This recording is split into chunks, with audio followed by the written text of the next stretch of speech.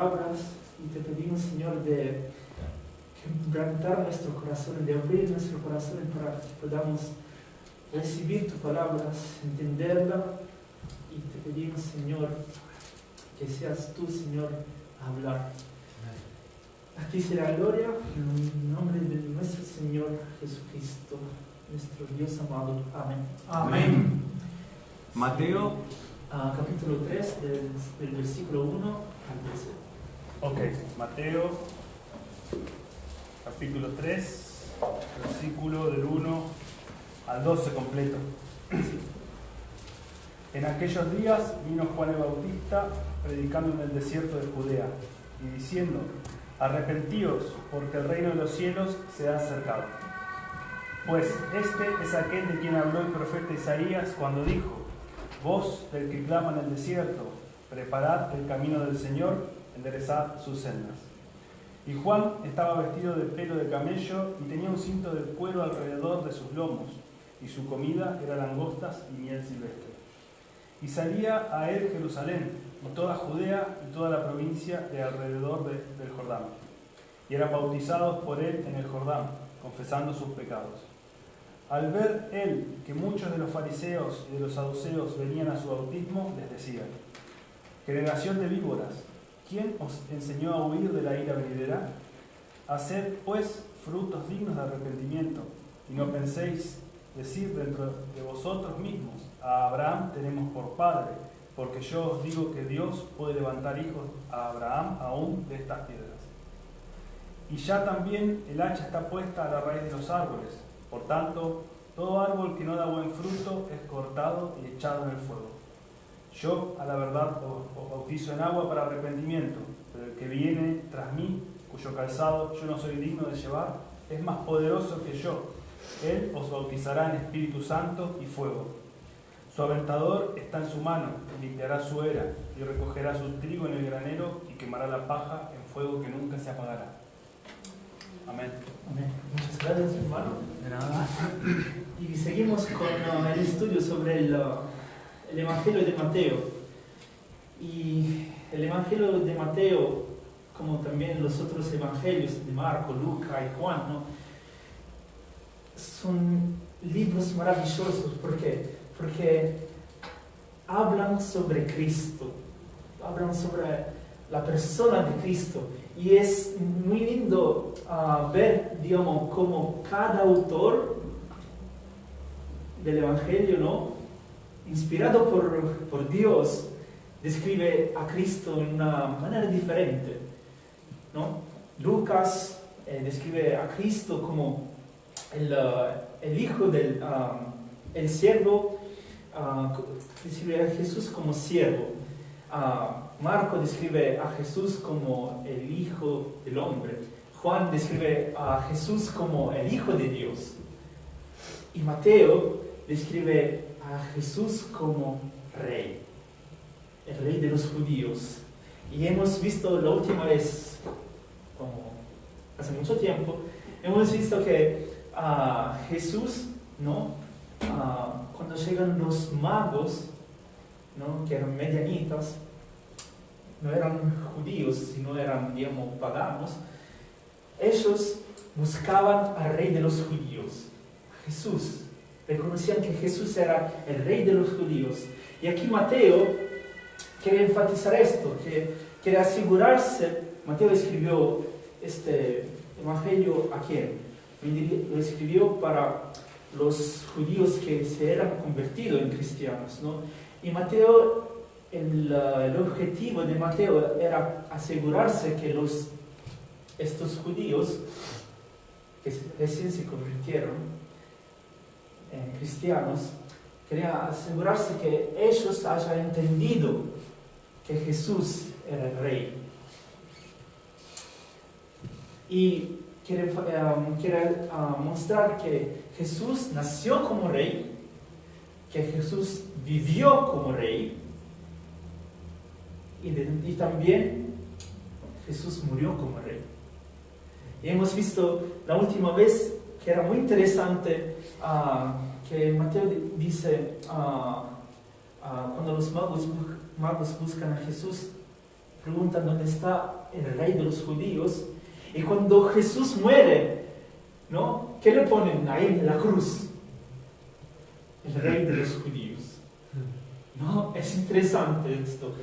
Y no solamente esto, en los primeros 2 capítulos hemos visto el linaje de Jesús, de su descendencia, y hemos visto la importancia que, digamos, de Jesús, ¿no? Jesús tenía que ser, digamos, linaje directo de David, ¿no? Porque David era rey y Jesús era, digamos, descendiente no solamente por sangre, sino también en manera legal, podemos decir, ¿no? Entonces Jesús, cuando nació, era rey al 100%, ¿no? Y no solamente esto, hemos visto su descendencia, su nacimiento, ¿no? Y hemos visto sus primeros años de vida, cuando llegaron los magos, y después hemos visto la persecución de parte de Herodes, y que José tuvo que tomar a su familia, viajar hasta Egipto, ¿no? Hemos visto esto. Y ahora, la última vez, hemos llegado a los primeros 6 versículos del capítulo 3. En el capítulo 3 es interesante porque antes Mateo habla de Jesús y después, ¡pum!, pasaron un montón de años.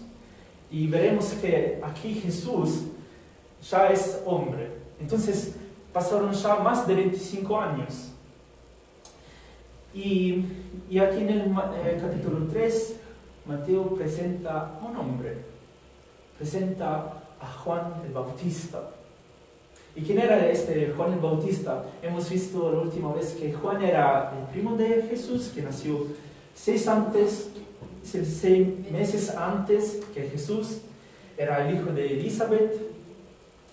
Y hemos visto también que Juan el Bautista, ¿no?, tenía un rol, sí dice un rol muy importante, ¿no? Porque un rey, ¿no?, normalmente el rey tenía un heraldo, ¿no? El cómpito del heraldo era, digamos, anunciar la llegada del rey, preparar el camino. Y eso era también el cómpito, la tarea de Juan. Cuando Juan el Bautista vino, empezó a ministrar. Su ministerio era anunciar la venida del Señor Jesucristo, ¿no? Y cuando él predicaba, hemos visto la última vez la prédica, el mensaje de Juan el Bautista, que decía: arrepentíos porque el reino de los cielos está cerca, ¿no? Y entonces Juan Bautista quería preparar los corazones de los hombres para recibir al Mesías, a Cristo. Y analizando este capítulo 3, vemos que aparecen temas importantes. Uno, digamos, es el mensaje, ¿no?, del arrepentimiento. Después, otro tema importante es el bautismo, porque Juan el Bautista se llama el Bautista porque él bautizaba. Y no solamente esto, vemos también el juicio de Dios, porque Juan dice que Jesús, el que viene después de mí, ¿no?, les bautizará en espíritu y con espíritu y fuego. Y cuando habla de fuego, normalmente se habla de juicio, ¿no? Y esta mañana queremos responder a esta pregunta: ¿quién eran los líderes judíos que vinieron a Juan el Bautista? Después queremos responder a la pregunta: ¿qué es el bautismo? ¿Tiene que ver que tiene que ver con la salvación. Y después, la última pregunta que queremos responder es, ¿qué diferencia hay entre el bautismo de Juan y el bautismo de Jesús? ¿No? Entonces, cuando pensamos a nuestra historia, cuando pensamos a nuestra descendencia, ¿no? Es interesante, porque cada uno de nosotros tiene, digamos, su pasado.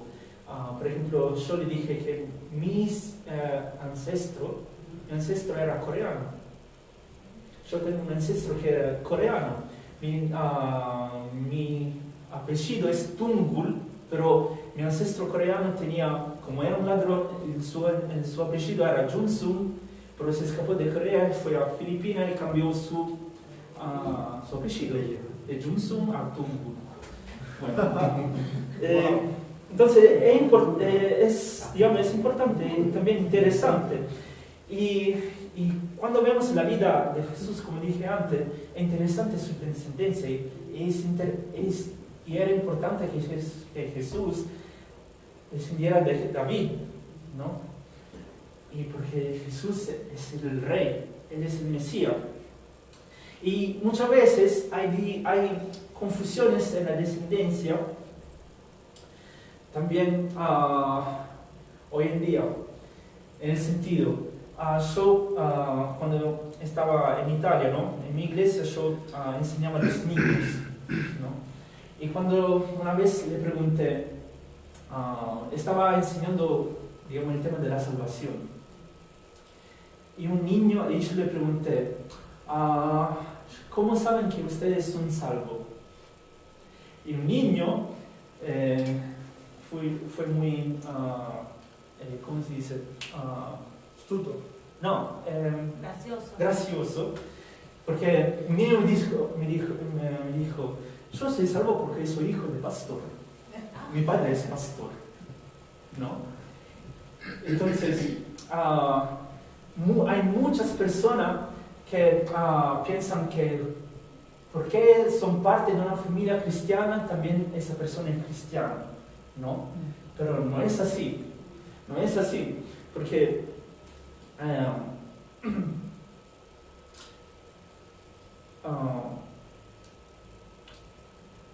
ser cristiano no depende de tu descendencia, sino que depende de Dios, ¿no?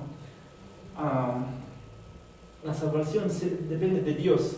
Y veremos hoy que también los líderes, los judíos, tenían este concepto de la salvación muy, digamos, confundida, porque ellos decían, como yo soy judío, como yo soy parte del pueblo de Israel, el Israel es el pueblo elegido de Dios, entonces yo estoy bien con Dios, mi relación con Dios está bien, ¿no? Ellos pensaban esto, pero y si alguien le preguntaban si realmente creían que eran salvos, sí, ellos decían sí, eran cierto, porque decían yo tengo la ley de Dios, lo pongo en práctica, ¿no? Entonces estoy bien delante de Dios. Pero la verdad es que solamente quien cree a Jesucristo, ¿no? Tiene una relación con Dios, ¿no? Entonces, hemos visto, como dije antes, hemos visto el nacimiento, la descendencia, digamos, ¿cómo se dice?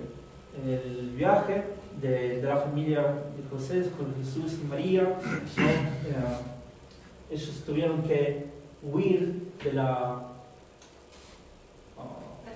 persecución de Herodes. Y ahora, aquí en el capítulo 3 pasaron un montón de años.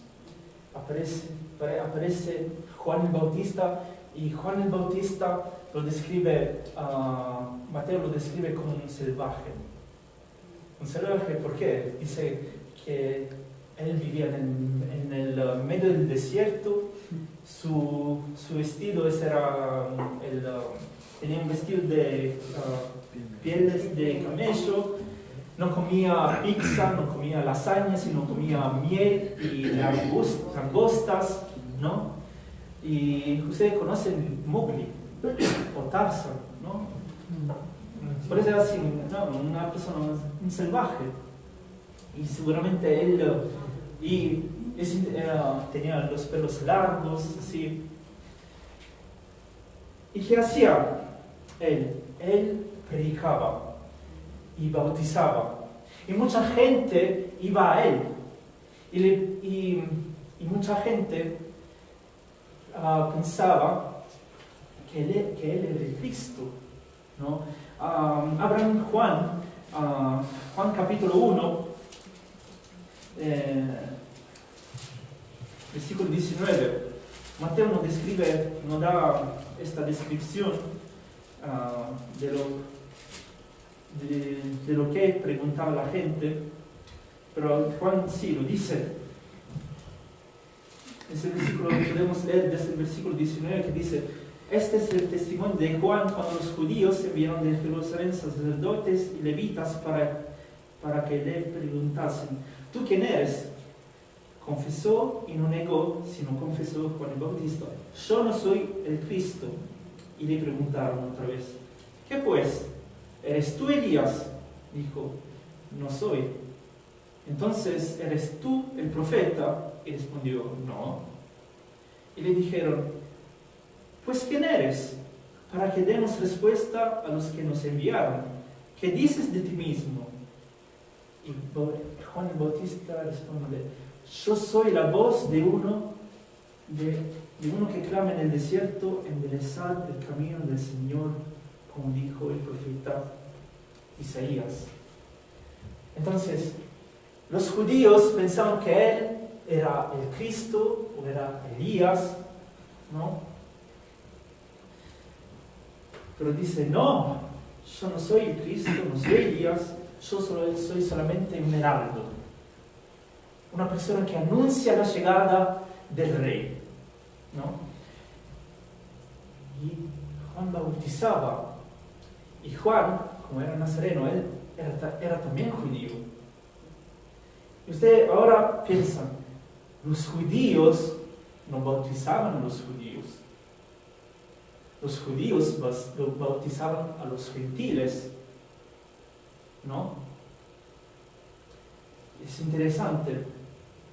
Y cuando se habla de bautismo, muchas personas tienen confusión, porque el bautismo dicen que una persona tiene que bautizarse para salvarse, pero nunca la Biblia dice esto. El bautismo, que significa inmersión, ¿no? El bautismo, sabemos que es solamente un símbolo para testimoniar lo que pasó adentro de la persona, para testimoniar la conversión que hubo de esa persona, ¿no?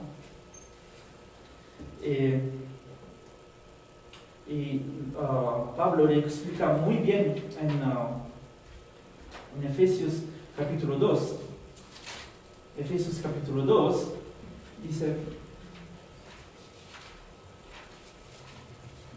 hablando sobre la salvación, dice: porque por gracia sois salvo por medio de la fe, y esto no de vosotros, pues es don de Dios, no por obras, para que nadie se gloríe. Entonces, el bautismo no es para salvarse. La salvación es por gracia, por medio de la fe. Y sabemos que la fe es un don de Dios. La fe es un don de Dios. Entonces la salvación es toda la obra de Dios, ¿no? No es, la salvación no la podemos ganar, no es por nuestras obras, es solamente por la obra de Dios, por su gracia. Entonces, el bautismo en agua es solo una testimoniancia de un creyente de lo que ha sucedido adentro de su vida, ¿no? De su conversión, con el fin de simbolizar la realidad interna de su salvación. El bautismo en agua, ¿no?, es la demostración externa posterior a la conversión. Y ahora, Juan bautizaba, pero Juan bautizaba ¿por qué? Juan bautizaba y cuando bautizaba, ¿no?, su bautismo simbolizaba el arrepentimiento de los pecados. El arrepentimiento de los pecados. En el versículo 7 dice, al ver él que muchos de los fariseos y de los saduceos venían a su bautismo, le decían, generación de víboras, ¿quién nos enseñó a huir de la ira venidera? En este versículo vemos que Juan es directo. Él es directo al hablar con las personas y es directo también con estos judíos. Pero ¿quién eran estos judíos? ¿Quién eran estos líderes, no? En aquel tiempo había, digamos, un diverso grupo y vamos a mencionar solamente dos grupos principales, que son los fariseos y los saduceos. ¿Qué eran los fariseos? Los fariseos, digamos, fariseo es una palabra que significa separatista. Y ellos realmente eran separatistas. Ellos estaban separados de la sociedad. Y es interesante porque estos fariseos descienden de los Hasidim. Y los Hasidim, digamos, eran el pueblo que durante, como hemos leído, ¿no?, durante el cautiverio, ¿no?, de 70 años, nació este grupo Hasidim que dijeron, nosotros vamos a empezar a vivir solamente de la palabra de Dios, a estudiarla. Entonces, como ellos, digamos, hicieron un voto, eran devotos a esto, empezaron a separarse de las otras personas, ¿no? Y se separaron de los publicanos, recaudadores de impuestos, se separaron de los pecadores, se separaron de los judíos que incluso eran indiferentes a su causa, se separaron de todos de lo que no eran de ellos. Eran aislacionistas. Entonces se aislaron, se isolaron, aislaron en sí mismos. Ellos no querían contaminarse, no querían asociarse con alguien o cualquier cosa que fuera ceremonialmente impura. Pero es interesante que cuando Cristo viene, Cristo lo reprende diciendo, hipócritas, ustedes dicen de seguir la palabra de Dios, pero ustedes no la siguen, ¿no? Y después está otro grupo que son los saduceos. Los saduceos, digamos, eran opuestos a los fariseos, eran los comprometedores. Ellos fueron los que cortejaron, se arrodillaron, se molestaron y juguetaron con Roma para obtener todo lo que pudieron. Los saduceos, cuando ustedes leen, digamos, en la Biblia a los sumos sacerdotes, estos eran los saduceos. Pero en realidad, los saduceos eran amantes del dinero. Ellos eran amantes del dinero. Y ustedes se acuerdan que ellos en el templo, ¿no? ¿Qué hicieron en el templo? Hicieron un mercado. Había un mercado, ¿no? Porque mucha gente muchos judíos que vivían afuera, ¿no? Ellos venían una vez al año para ofrecer sacrificio, ¿no? ¿Y qué hicieron? Como sabían que estas personas tenían que comprar un sacrificio, abrieron un mercado ahí delante del templo, ¿no? Y no solamente vendían cosas, sino que también cambiaban las valutas de las monedas, ¿no? Y ahora, ¿ustedes se acuerdan que cuando Jesús vino ahí en el templo, qué hizo? Empezó a tirar todo, ¿no? Y le acusa a estos sacerdotes, ¿no? Ustedes han hecho un mercado a la casa de mi Dios. No, le acusa.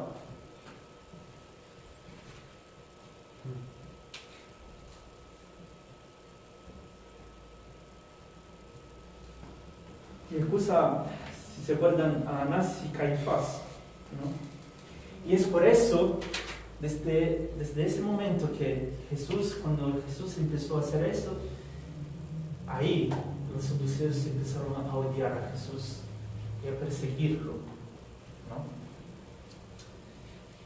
Y ahora, volviendo al versículo 7, ¿no? Estos dos grupos principales, los fariseos y los saduceos, ¿no? Vinieron a Juan. ¿Pero por qué vinieron a Juan? ¿Para bautizarse? Yo no creo. Ellos no querían bautizarse. Ellos vinieron para controlar cómo era la situación, ¿no? ¿Cómo era la situación?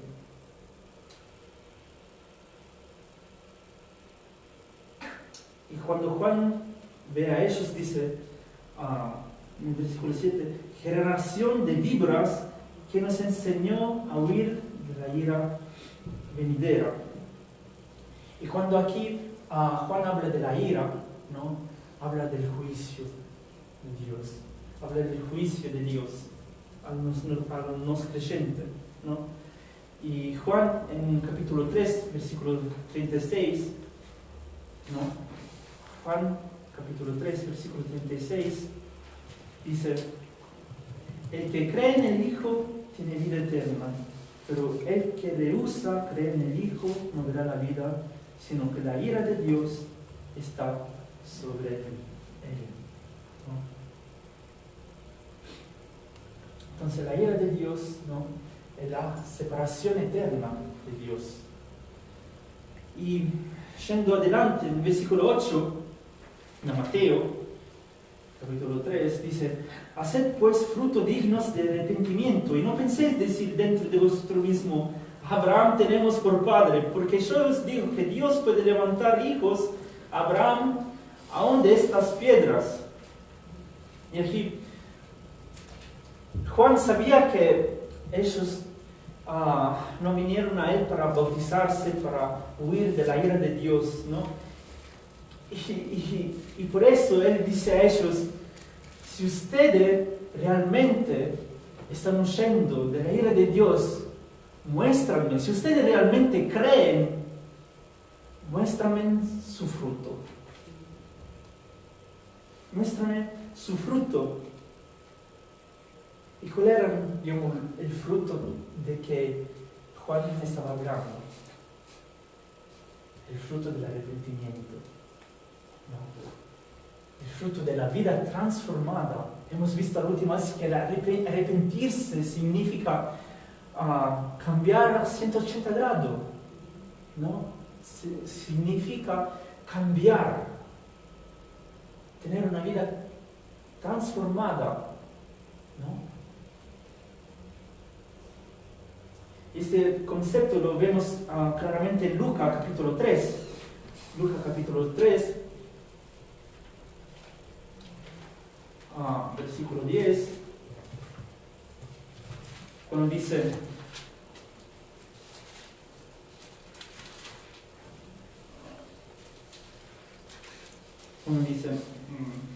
y la gente le pregunta, dicen, entonces, ¿qué haremos? Y responden, aquí era la gente, no los judíos, sino la otra gente. Y la gente le preguntaba, dicen, entonces, ¿qué haremos? Y respondiendo le dijo, el que tiene 2 túnicas, dé al que no tiene. Y el que tiene que comer, haga lo mismo, que dé a lo que no tiene comida. Vinieron también unos publicanos para ser bautizados y le dijeron, Maestro, ¿qué haremos? Él le dijo, no exijáis más de lo que os está ordenado. También le preguntaron unos soldados diciendo, ¿y nosotros qué haremos? Y le dijo, no hagáis extorsión a nadie, ni calumnies, y contentaos con vuestro salario. Y esa es la explicación clara del arrepentimiento, de la vida transformada. Es simple, lo que Juan explica, ¿no? Lo que tú antes hacías, no hacerlo más. Si tú antes eras egoísta, sé altruista. Tú antes, haciendo un ejemplo, si tú antes era adicto a algunas cosas, déjala, ¿no?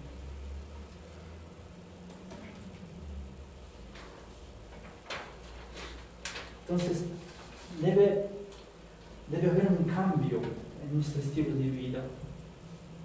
Debemos dejar de hacer lo que solíamos hacer, ¿no? Y en el versículo 9 dice, vemos que Juan dice, ustedes no penséis de decir dentro de vosotros mismo, a Abraham tenemos por padre. Y aquí Mateo dice,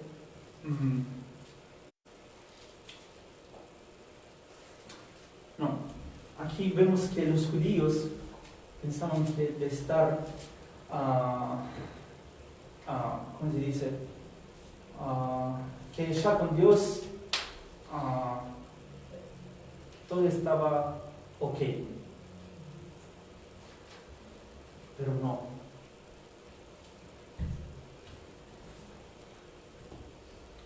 No pensamos de estar ok con Dios solamente porque vamos a la iglesia o solamente porque leemos una vez al año la Biblia. No, no es esto. Y los judíos pensaban de estar, como ellos decían de ser el pueblo electo de Dios, ya eran salvos. Pero miren, Pablo era un judío, pero era salvo no porque era judío, sino porque Cristo lo había llamado. También Pedro era un judío, y no era salvo porque era judío, fue salvo porque fue llamado por gracia de Cristo. Y también Abraham no fue salvo porque él era israelita, sino que era salvo porque él creyó en la promesa de Dios, ¿no? Entonces vemos que la salvación es por la fe en Cristo. Yo no sé si ustedes han realizado este tema sobre la salvación, porque es increíble. O sea, la salvación es por gracia, no es por cosas que nosotros hacemos, sino que es por gracia, por la gracia de Dios. Y es la gracia que Dios nos da, aunque nosotros pecamos. Somos pecadores. ¿Ustedes se dan cuenta de esto? De qué maravilloso es esto. De que Dios tenemos.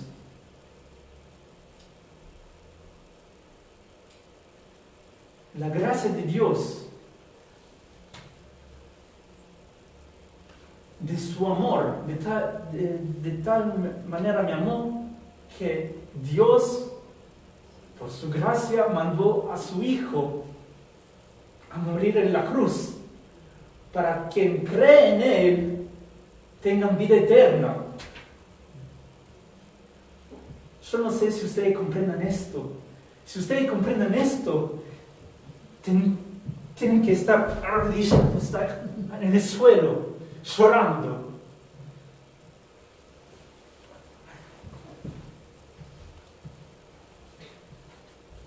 ¿Cómo puede ser esto? Y si realmente entendemos esto, cada segundo de nuestra vida tendríamos que agradecer a Dios.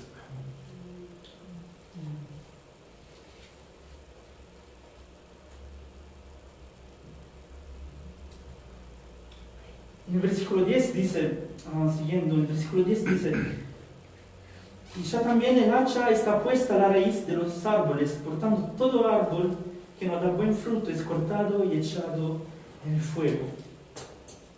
Y en este versículo Juan dice de estar atento, ¿no? Porque el juicio de Dios está pronto, va a llegar. Y llegará temprano. Y cuando nosotros pensamos al tiempo, ¿no? La Biblia dice, un día, 1000 años son para Dios un día, ¿no? Y un día son como son 1000 años, ¿no? Y nosotros muchas veces pensamos, bueno, sí, tú dices esta cosa, pero bueno, voy a creer después, ¿no? Entonces no me interesa esto. Hay mucho tiempo, pero ¿mucho tiempo de qué? El Señor Jesús puede volver en cualquier momento, ¿no? Y sabemos, Dios está afuera del tiempo, ¿no? Pero Él, digamos, ya fijó un tiempo en que Él va a volver. Y nosotros no lo sabemos. Pero dice la Biblia, dice la palabra que nosotros tenemos que estar siempre velando, tenemos que estar atentos, ¿no? Y dice también la palabra que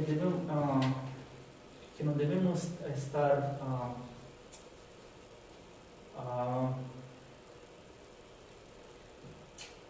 impreparados, ¿no? Debemos siempre estar pronto. El Señor puede volver en cualquier momento. Y cuando volverá, también estará en el juicio de Dios. Y aquí, cuando habla del juicio, ¿no? Habla del árbol.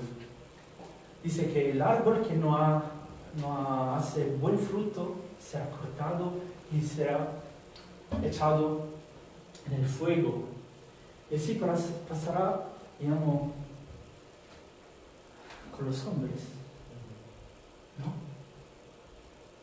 Todos aquellos que no creerán en Jesús serán echados eternamente en el lago de fuego, ¿no?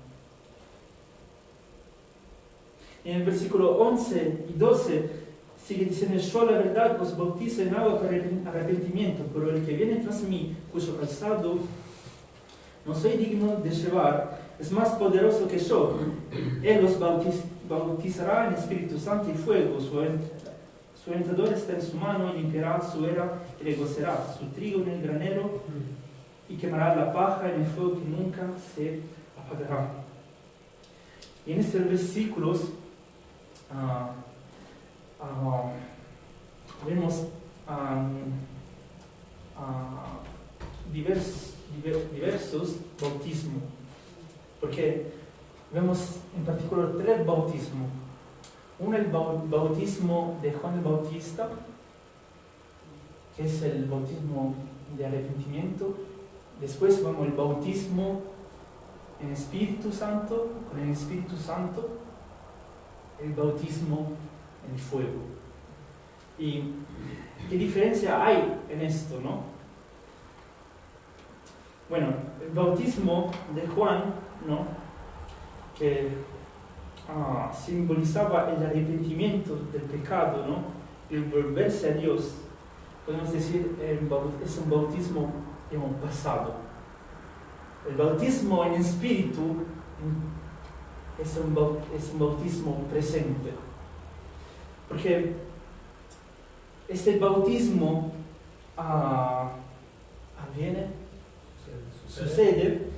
sucede cuando la persona, ¿no?, está sumergida por Cristo, ¿no?, con su Santo Espíritu.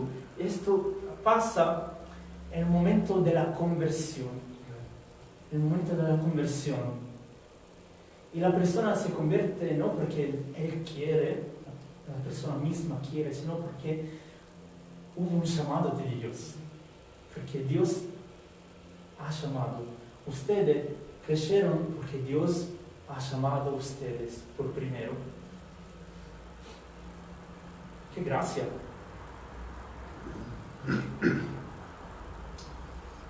Por medio de este bautismo, que es enteramente obra de Dios, los creyentes están unidos con Cristo, ¿no? Somos unidos con Cristo, estamos unidos en la iglesia, estamos colocados en su cuerpo. Y esta realidad espiritual es a la que Pedro se refiere cuando escribe en 1 de Pedro, capítulo 3, versículo 21.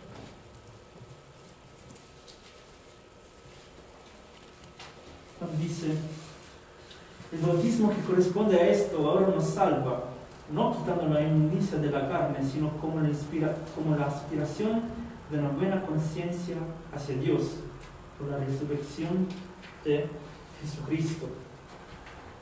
Y como clara este versículo, no es la acción externa del agua que salva, ¿no?, sino la realidad interna de la persona, ¿no?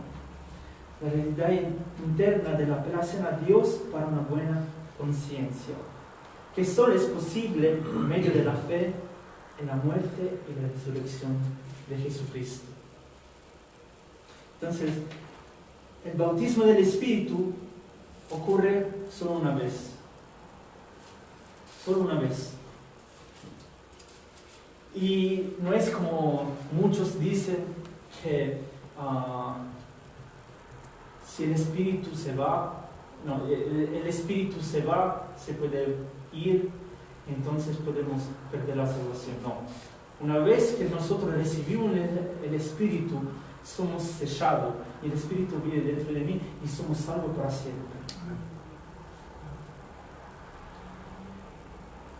Ese bautismo singular del Espíritu, ¿no?, se produce en la conversión, cuando el creyente nace de nuevo y es situado en la esfera del poder santificador del Espíritu y la presencia que mora en el interior.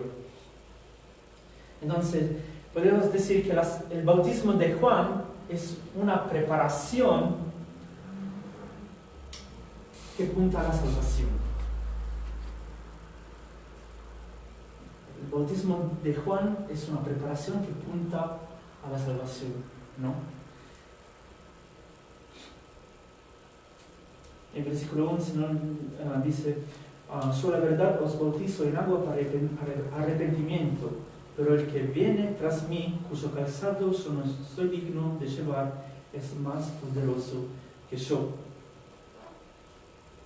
Y de este punto vemos, digamos, el bautismo por Cristo en el Espíritu Santo, que indica la llegada de la salvación. Y de nuevo, siempre en el versículo 11: yo la verdad os bautizo en agua para arrepentimiento, pero el que viene tras mí, cuyo calzado yo no soy digno de llevar, es más poderosa que yo. Él os bautizará en espíritu y fuego. Y ustedes se acuerdan la descripción de Juan, no Juan el Bautista. Juan, cuando después que Jesús se bautizó, ¿no? Juan dice que cuando Jesús se bautizó, vino a descender del cielo una paloma. ¿Qué representa esa paloma? El Espíritu Santo. Y cuando desciende,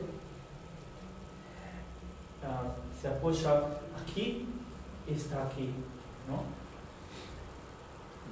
Se queda aquí.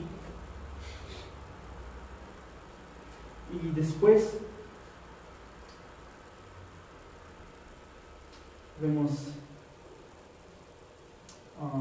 mejor si lo leemos. Juan capítulo 1,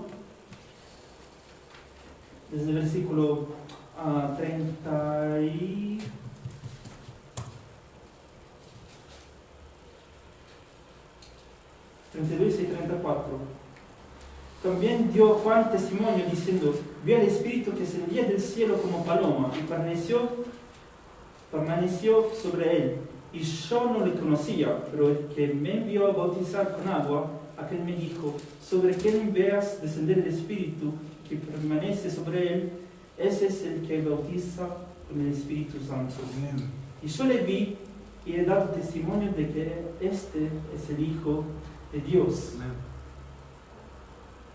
Este es el Hijo de Dios.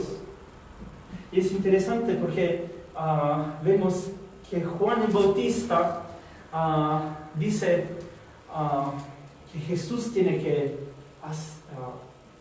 ascender y yo tengo que descender, ¿no? Es interesante. Y es interesante porque cuando Jesús empezó a bautizar, porque Jesús bautizó en el mismo momento que Juan Bautista bautizaba. ¿Y qué bautizaba a él? ¿El bautismo en espíritu o el bautismo en arrepentimiento? De arrepentimiento también.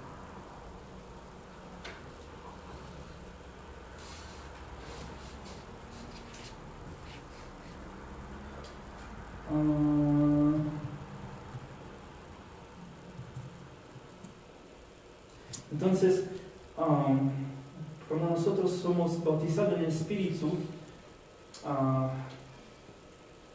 dice Efesios que el Espíritu Santo es nuestra ganancia, la ganancia de nuestra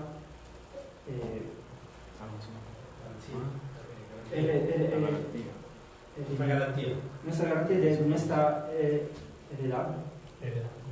Nuestra heredad, ¿no? En Efesios 1, es el 13 y el 14.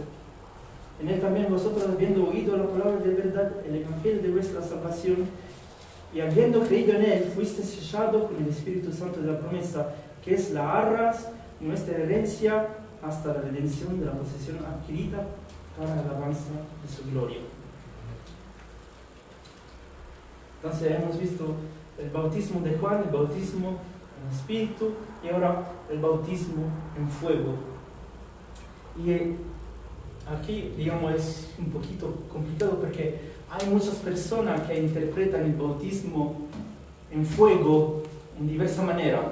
Porque el bautismo en fuego, muchos dicen que el bautismo en fuego pasó en Pentecostés, cuando los discípulos recibieron el Espíritu Santo por medio de lenguas como fuego. Pero analizando, ese versículo dice lengua como fuego, no dice fuego, que era fuego, ¿no? Dice que eran lenguas como fuego. Entonces, también otros interpretan el bautismo en el fuego como una purificación de nuestra vida. Digamos, una purificación, digamos, en nuestro camino cristiano, ¿no? Este fuego en que somos bautizados nos ayuda a, digamos, dejar, digamos, los deseos de la carne. Pero yo estoy, digamos, más de acuerdo con esto, porque el fuego en la Biblia habla, cuando menciona el fuego, se habla del juicio de Dios. Habla del juicio de Dios.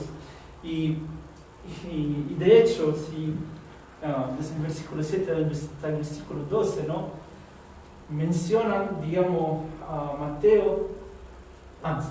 Juan hace muchos ejemplos sobre el juicio de Dios, ¿no? Hemos visto el hacha en el árbol y después, ahora, vemos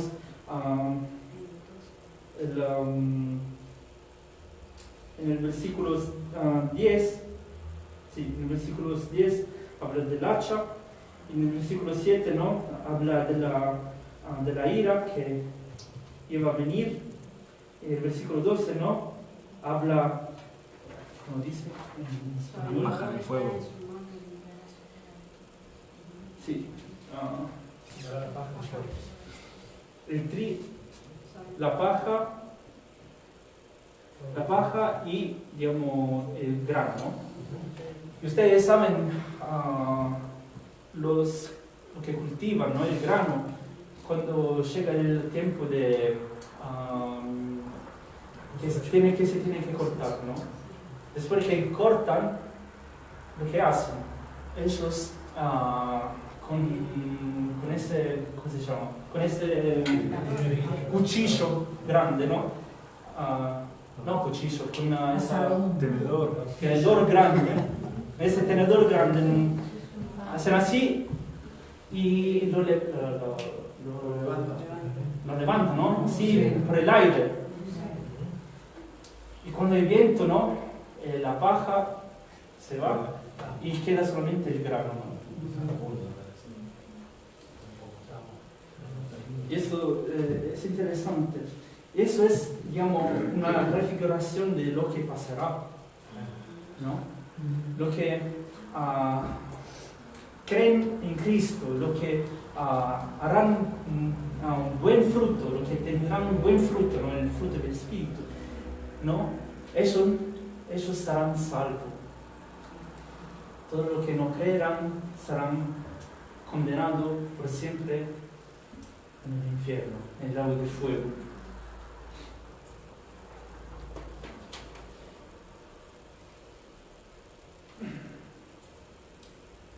Y ahora, podemos decir que Juan no solamente es directo, sino que también es severo. Es severo. O sea, él te dice las cosas como están, en la cara. ¿No? Las cosas como son. No tiene pelo en la lengua. Pero lo que dice es lo que Dios enseña, ¿no?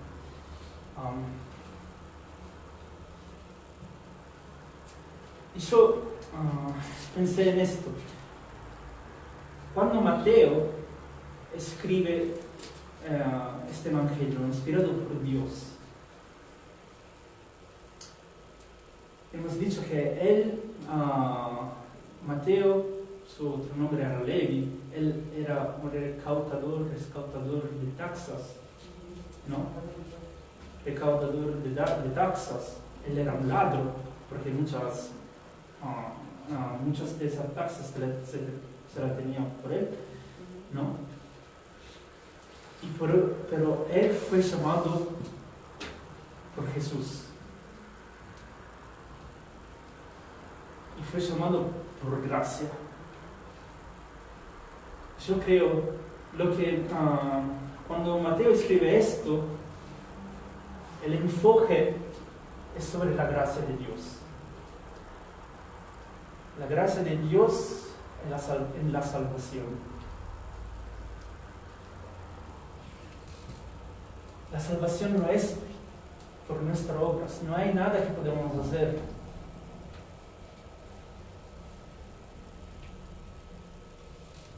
Podemos ayudar a todas las personas pobres del mundo, pero eso no nos salva. Podemos ser hijos de cristianos, pero eso no nos salva. Podemos ser judíos, podemos ser el pastor mejor del mundo, pero eso no nos salva.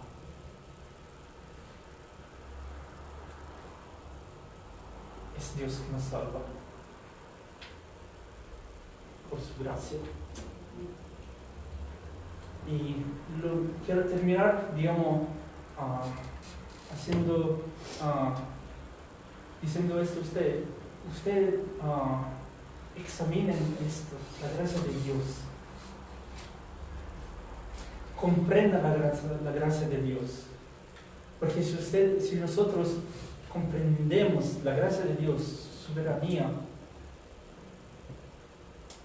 no nos quejamos,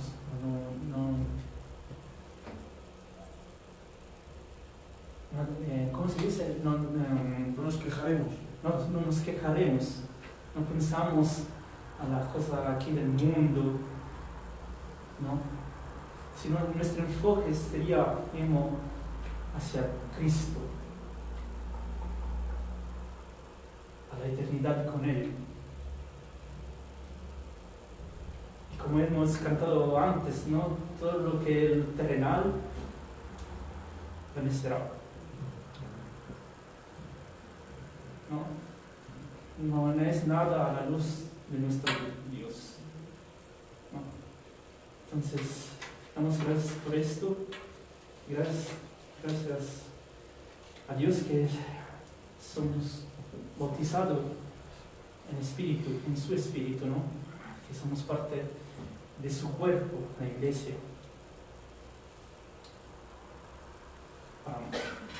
Señor, gracias.